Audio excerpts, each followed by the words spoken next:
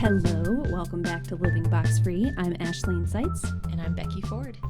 And we are going to talk today. We're just going to have a casual little chat about the fantastic festival of fun that was the CrossFit competition Watapalooza 2022. Becky competed. She also cheered on others. And I'm excited. I didn't get to go, sadly, but I did get to watch online. And so I'm excited to talk to her and hear all about all of her thoughts and everything she learned and everything she'd do differently. And it's going to be really great. But first, Becky, what's on the rise for you this week? I am wearing my Wodapalooza shirt. Ooh. Can't really see it, but it does Nope. say Watapalooza on it. Yeah. On the rise for me, tomorrow is my first day at Elanco to do leadership training about well-being. Ooh. Yes, I am very excited because I'm a nerd and that's something we're passionate about. However, I'm also nervous of how is it going to go over? Because oftentimes in that corporate world, we don't talk about our physical or mental or emotional needs. So Yeah. I'm excited, but it is a global audience.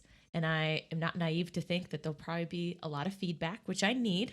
But yeah, so I'm nervous, excited, Yeah. new leadership stuff to talk about.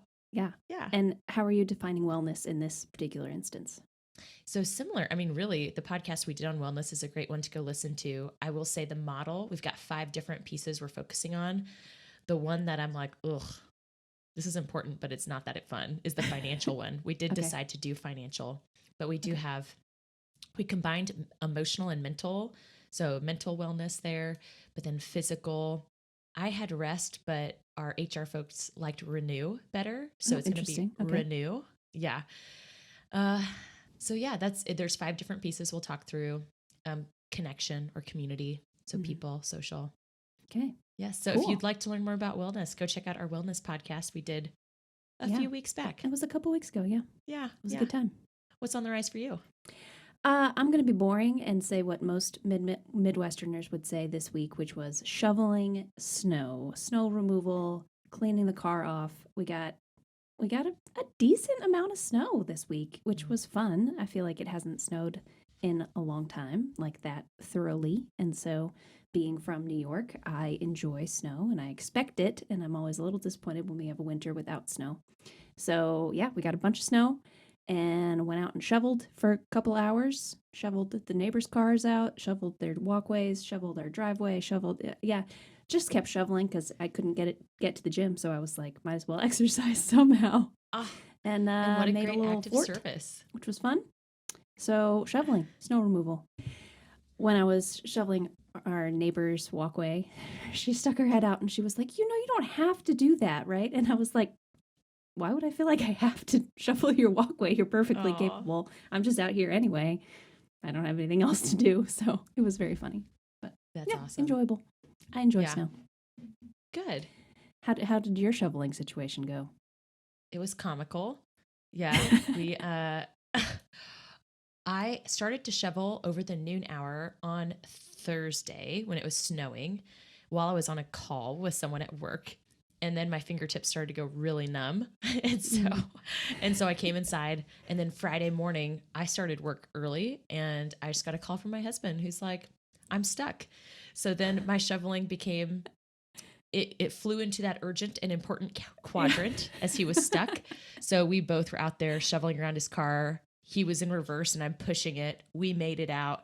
And then I got a second call while I was in a work meeting that said, I dropped my keys in the snow. Oh my so gosh. It was super eventful, very memorable for our first big snowfall here in 2022. Apparently. Wow. Yeah. Don't worry. We found his keys. I'm very glad. Yeah. I was thinking about that the other day because I went for a walk in the snow and I had my spare key, just my house spare key in my pocket. And I was like, oh, if I drop that, I'm not finding that until spring. Yeah.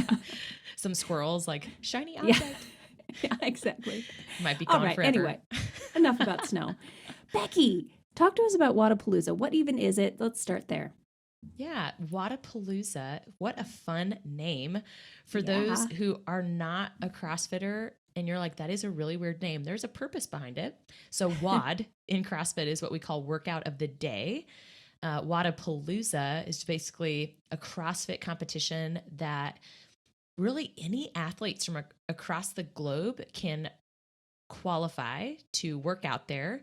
And then they also had another competition, which was the one I actually did, where anyone who was there could sign up and do a competition called the Gauntlet, which was, my husband joked, he's like, you did more work than we did. And like it was 5 workouts in an hour with 2-minute transitions usually between workouts. And then if you made the top 5, you made finals, and your reward was another 5 workouts in an hour. So it was a long, my Whoop strain was higher than the other athletes competing who would do 2 workouts a day. And their workouts were like 12 minutes. So it's quite funny, the difference in the formats that they had competition style.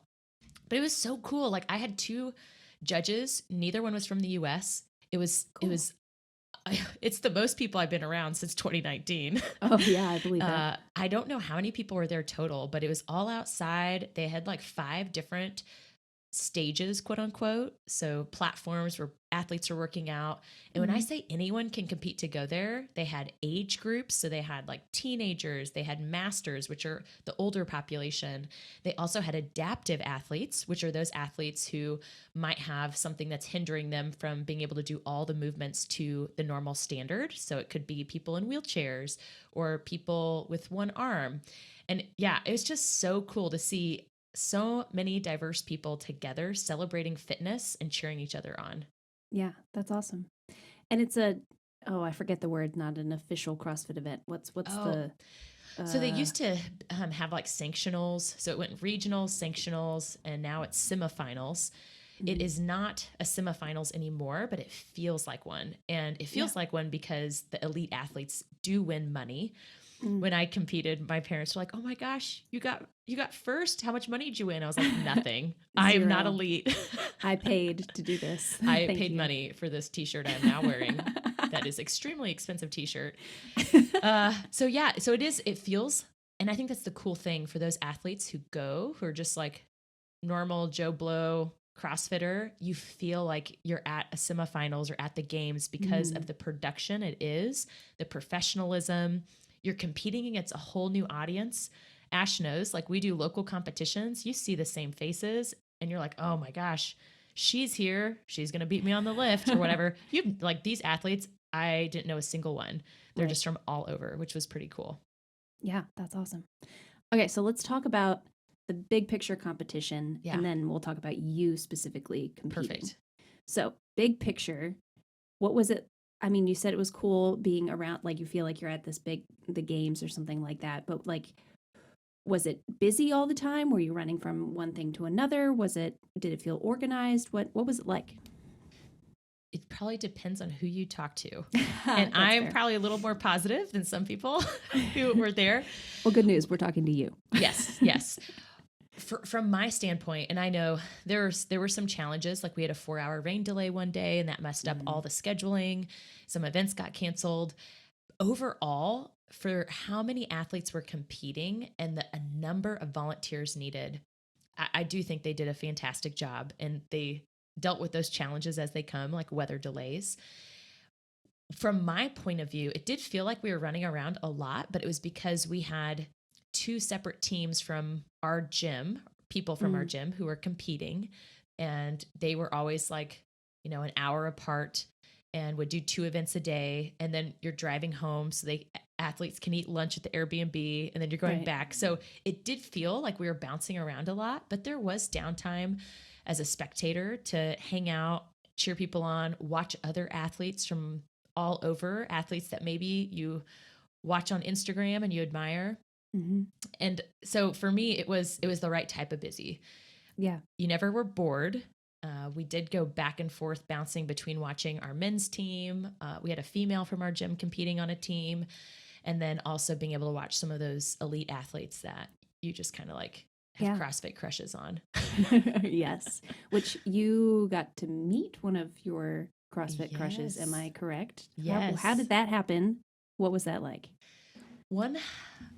I've never had a huge crush on a CrossFitter. And when I say crush, I basically mean like admire, like a role model. Yeah. And in 2020, I found out one of the elite athletes, Annie Thorsdottir from Iceland, she was pregnant and her due date was like 2 weeks before ours. And just the emotional challenges that I experienced and mental challenges being someone who loves to work out and fitness, but also someone who has some issues sometimes with how you view yourself and your body.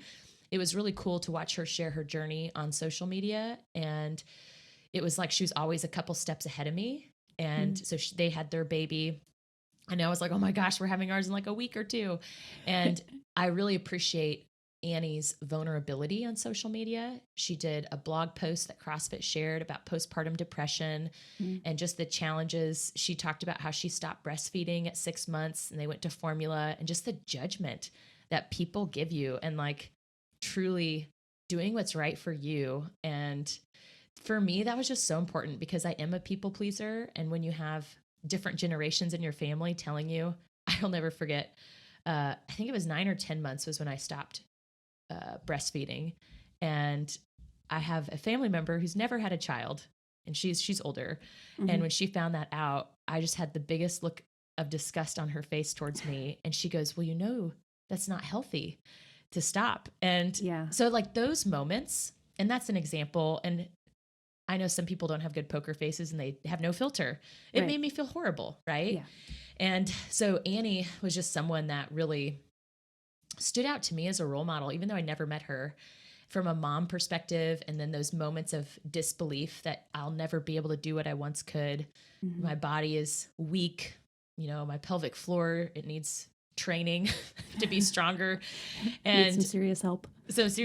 And she posted just all about everything. She posted about her abs separating. She posted about pelvic floor exercises, posted about, you know, doing what's right for her and her baby. And the mom guilt and judgment that other people give you.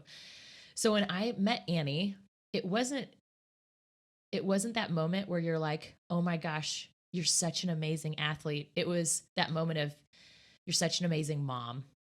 And you also have shown us that just because you've had a child, you're not down and out. Like your body is so much stronger than you think, and to have hope and faith. And she did autograph a picture for me and signed it and said, never give up. And I was like, that's the perfect quote. That's how she made me feel in those moments when I would try to clean and jerk a weight that once felt light and it felt so heavy.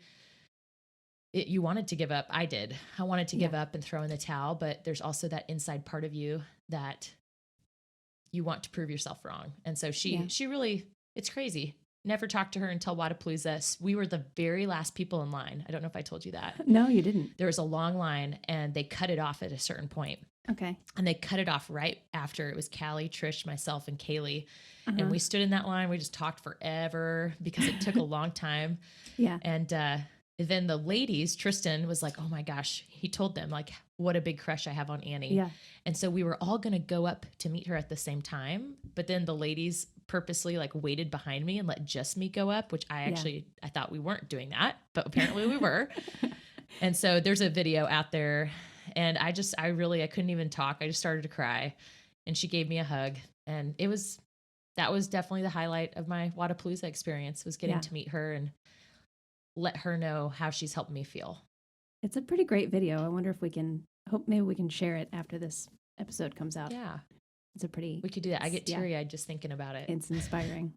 It's like a legit video, not like one of our friends captured it. It's like actual footage. Yeah.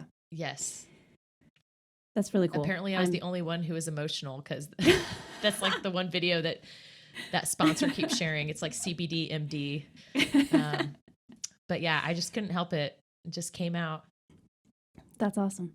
I think it's so cool that not only were you emotional, but she connected to that moment as well. Like it was clear to her what was going on, and that it was, you know, this relationship between you, which you've never met, was important to you. And so consequently, it was obviously important to her. And it was really cool.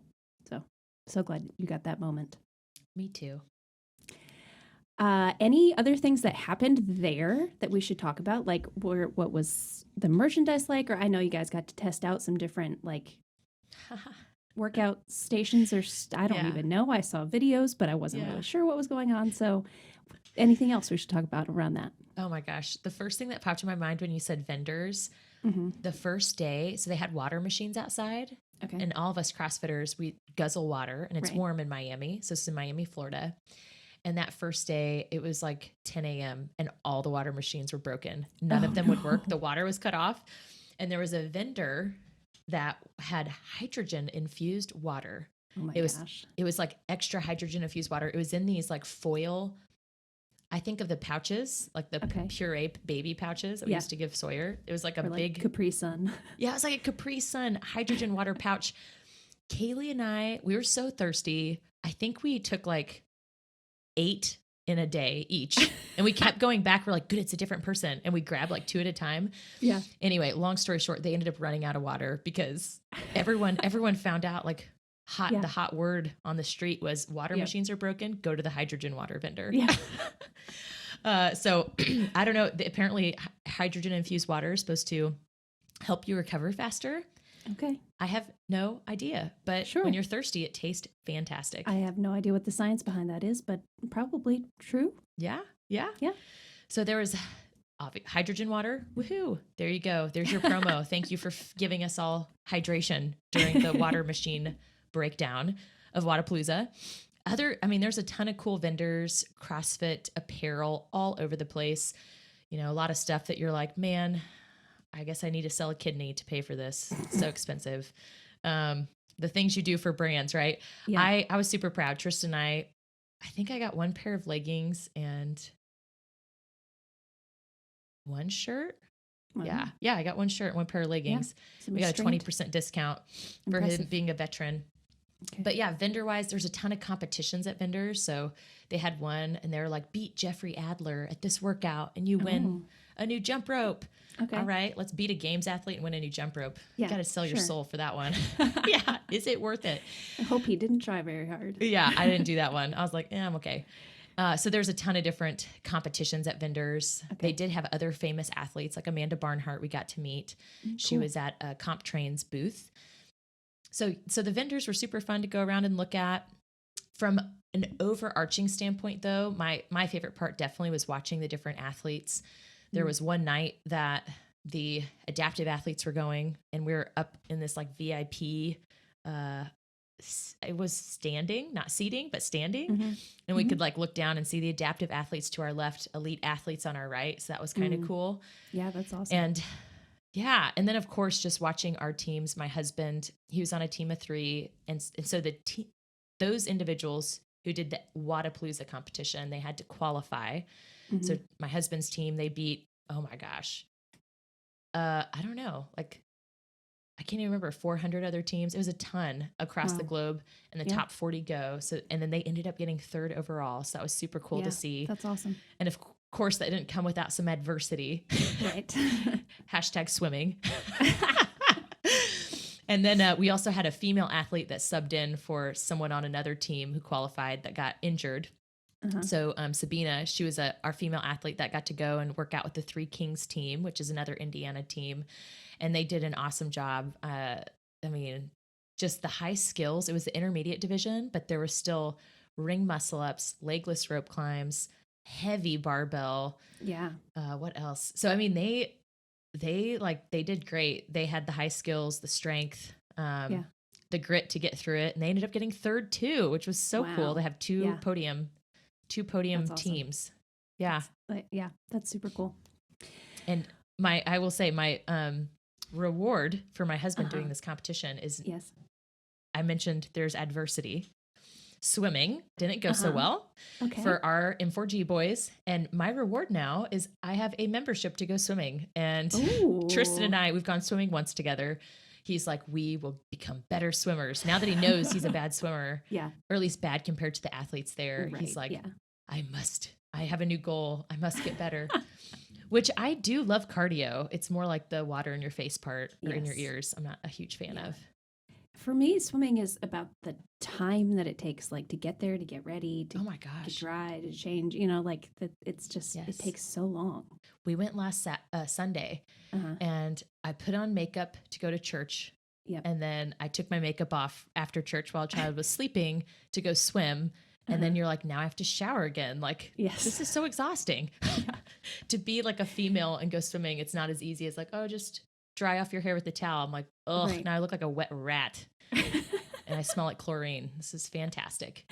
Yeah, it's sort of troublesome. Yeah. Yeah. Yeah. Get That's it, awesome. swimmers out there. Shout Yeah, out to you you. guys we're impressed by you. So Yeah. impressed. Okay, so let's talk about you did a competition and it wasn't something you had to qualify for. You said it was 5 long workouts in a row. I watched. It was so fun to watch you on TV, on television. Yeah, well, let's start here. What made you decide to do it? Yeah. I had actually done the qualifying workouts with some ladies from our M4G gym. And I think we got 48th and the top 40 made it team wise. Once again, there's like 400, 500 teams. I can't even remember. I have to go back and look. So we were so close to qualifying and we didn't. And I still felt like really good with our performance, how we did. And then my husband qualified and there's just still that itch inside of me that's like, I don't know if we'll ever go back. And man, I wish I was doing this too. Yeah. And the whole reason that, well, for me at least, one of the reasons that we got a girls team together to try to qualify was my husband was going and we were like, this would be so cool if we both were competing. Yeah. And yeah, so it was, 2 or 3 weeks before Watapalooza, there was this email that came out and they probably sent it to everyone who did the qualifier and didn't make it. Yeah.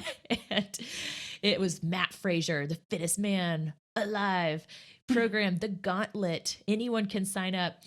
And I saw it and I immediately sometimes you just get that feeling where you're like, oh my gosh, this is meant for me to do. Yeah. And I sent the link to a bunch of the gals who were going to Watapalooza because we had 15, 16 people from the gym going. Yeah, which is awesome. I tried to talk our friend Bran into doing it with us, with me. It was a no. I got lots of no's. So anyway, I didn't, the day I got the email, I was like, this is meant for me. Like I didn't qualify, but I'm going. Yeah. And I've worked so hard. I want to do this. Yeah. And so that first day, no one said yes to doing it with me. I talked to my husband that day and he's like, yeah, I would rather you not miss any of my workouts so you can see me, but if you want to do it, sure. And then I didn't sign up that day. I waited a few days, talked to a few people. And then I think it was like 3 days later, I was like, you know what? Okay, no one else is doing this with me. All right. So that's out of my comfort zone to do something without friends. Yeah. But I want to do this. Like, I feel like I've worked really hard. I'm going to be there. I want to get that experience. I might never go again. So I signed up. And I will admit, I was super pumped. And then we got there and it was the night before. And everyone was talking about we had our bunch of people in an Airbnb and everyone was talking about the Watapalooza team competition and all their workouts and everything. And I was going the next day, the earliest time. And no one else was, everyone else had like other plans. And I was like, man, why did I do this? I'm such an idiot. Like, this is like amateur hour. Everyone else has other things to do. Like, why did I sign up for this? This was stupid. So I had a lot of self-criticism, negative talk that night before. Yeah. And then the next morning, and I prayed about it. And the next morning, I felt so happy to be doing something for myself. And I Ubered myself there by myself because all of our athletes, they didn't have to be there till later and they wanted to eat breakfast and fuel right. And all of our other members were dropping into a gym, which I would have been doing too if I didn't have to be there so early. And so I was just listening to my pump up music on the way there and got there. Being the expert I am, met a few other people who were competing, got to talk to them. And then right when I was about to go, all of a sudden I see my husband and one of our other athletes, Jerry, in the stands. And I wasn't expecting them to be there that early. Yeah. So that was really sweet. That made my day. And I think it was out of those 5 workouts, I think it was like workout the 4th one or something. The rest of our M4G people got there and there's a few of them in the stands yelling at me. So that was fun. But yeah, it was just an hour of a lot of different fitness challenges, weightlifting, cardio, a lot of gymnastics. And for me, it really is, it goes back to that Annie Thorsdottir. Like, I didn't think that I'd ever be able to do these things. It had handstand walking and handstand push-ups. And Ash knows I hate going upside down. I'm not great at it at all. And it had 5 feet of handstand walking back and forth for like 12 minutes with an echo bike and a sled flip. Mm-hmm. And then it also had handstand push-ups in one of the workouts. And so I was just so proud that I'd come, like I was able to work hard, come back and do things I couldn't do before I was pregnant. I couldn't handstand walk before. And I also actually was worse at handstand push-ups. And so, yeah, it was an hour. My biggest mistake was not filling up my water bottle because they didn't have water over there. Oh, and the water machines broke. That's when the water machines broke. Hashtag hydrogen water. Wow. So yeah, that was the Friday morning. And then Friday, Saturday, they had like just people constantly going. So people constantly going through this, competing. And then it's actually Sunday morning at like 1:30 a.m. when they emailed the top 5 people to say, you made finals. You need to be there at 7 a.m. tomorrow, which fortunately I woke up and I saw that in time to get there the next day, then to do finals on Sunday, which was harder. I think the workouts were harder because they were more painful. Yeah. It looked a lot harder. Yeah, it felt harder. So yeah, that Sunday was finals.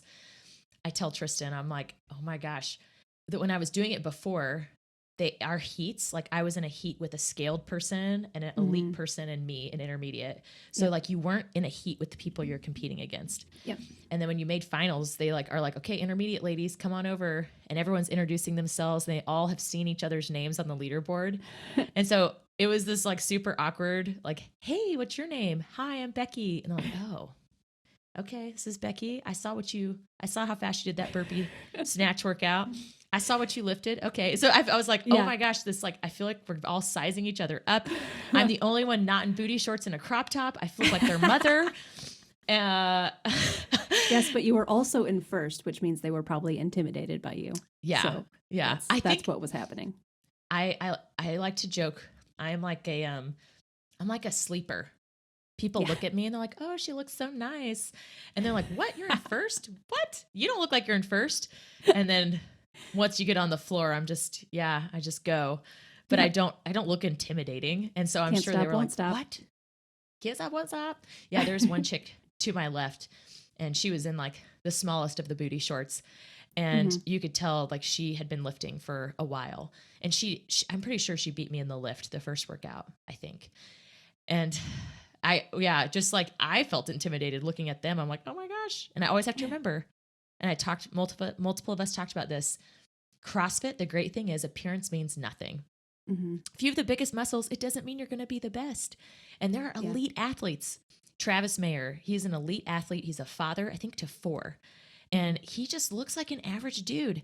And he is the strongest dude out there. Like if you go watch him from Wodapalooza doing the lift with his team, he's just like, you're like, what? This man with gorilla arms next to him can't keep up with this like baggy shirt dad. I mean, it's amazing. And so that is something I love about CrossFit. You don't have to look like the biggest to be the best.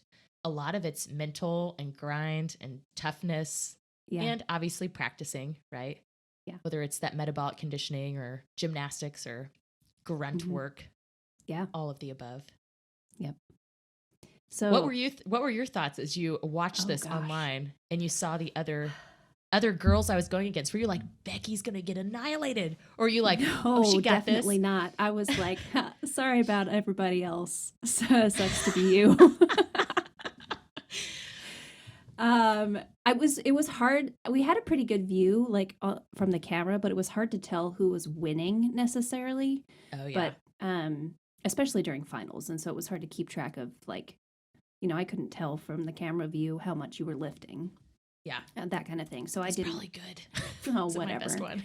I didn't know for sure what was happening, but it was just really fun to watch you. It was really fun, especially on day one when you were doing handstand walks, and I'm like, she's doing handstand walks in a competition by herself. We've been working on this. Yeah. I just felt so proud of you, of like you stepping outside your comfort zone and trying something new and challenging yourself. And so it was really fun to watch. And I was wishing I was there, but also was like, that's a lot of people. It was a lot of people. You were there in spirit. You on the handstand walking. Every time I handstand walk, I think of our training together. I also had my Rob Hayes towel, which is now like my good luck towel. And so Rob Hayes is a friend of ours who passed away in 2020. And I had that towel for that competition as well. And so I also thought of him quite a bit when I was on the Echo bike and wanted to quit. I was like, no, Rob was a beast at the assault bike, all of that. Definitely. Yeah. So you finished competing, and I went to the gym, but I kept refreshing the Wodapalooza page and refreshing. And then it popped up that you had won the whole thing, and I started yelling and jumping up and down in the gym. And all the other people that were there for Sunday Funday were like, "Did she win? Did she do it?" Oh my gosh. We were all very excited for you. So it was really fun. It was fun to watch, even from afar, that experience. That's probably, like I say, meeting Annie Thorsdottir was my best part of Watapalooza. But it's hard. It's probably a tie between that and just the joy that we share as a community. Like that means so much to me. And I know it means a lot to our other athletes. Like we win together. And all of those Sunday Funday grueling workouts we do. It's just so cool to like see how we've grown together because of that push. And it wouldn't feel as good if you didn't have friends who are also like by your side, like almost there with you as you're doing that handstand walk or whatnot. Yeah. So yeah, that was probably a tie for top experience was the joy and celebration we got to have when we all came back and as a community, like first time at Watapalooza and what everyone was able to do. Yeah, that's awesome. Well, I was going to end with what was your biggest takeaway, but that kind of summed it up. Do you have a takeaway for yourself personally? Yeah. Oh, for myself, I would say the biggest takeaway overall, so overarching, because someone asked me, Becky, would you recommend Wodapalooza to other people in the future? And my biggest overarching takeaway is, yes, I would recommend it. And it is so cool to see the diversity and inclusion of athletes with so many different capabilities be able to have that games-like experience. Yeah. And I know we have a ton of athletes at our gym who could do the scaled division, the intermediate division, who could do the gauntlet.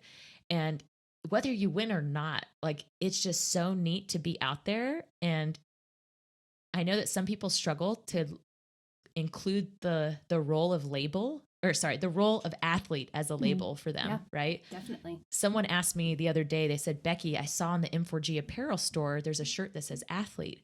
Do you have to do competitions to buy that? I said, absolutely not. If you are just working out, you are an athlete. Like you trying to pursue health and a healthy lifestyle and you just trying to be the best version of yourself. Like you are an athlete. Yeah. And being at Watapalooza and the different divisions they create, it allows all of these different types of people to truly feel like an athlete. You are an athlete, whether you compete or not. So know that. But if you want that cool feeling, Watapalooza is the place to be. So that for me was the overarching takeaway. Yes, there's always, I'm sure people are like, oh, this could have been organized better. Well, there's a lot to organize. There are 2,500 athletes competing and there was a crazy rain delay.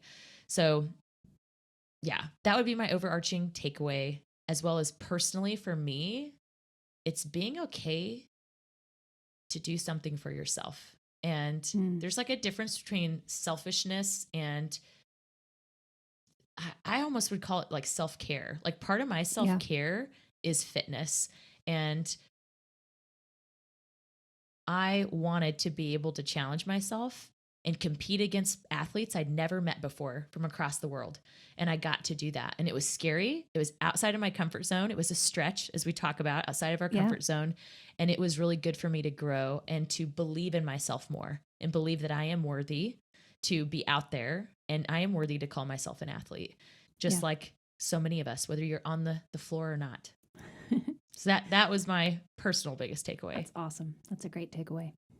Well, thanks for telling us all about it. I know it's been a couple weeks since that event passed, but just wanted to talk about it because I think a lot of people have questions about it and are curious of, like what even happens at CrossFit competitions and that kind of thing, and love hearing your perspective, especially on the community and the athlete side of the emotional side of things. So thanks for sharing that with us. Absolutely. My biggest tip, if you're going to go do an hour-long workout or 5 workouts in an hour, is the mental game. Your self-talk is so important. Just keep going. Okay. Because I thought you were going to say fill your water bottle, but. Oh, and fill your water bottle. Yeah.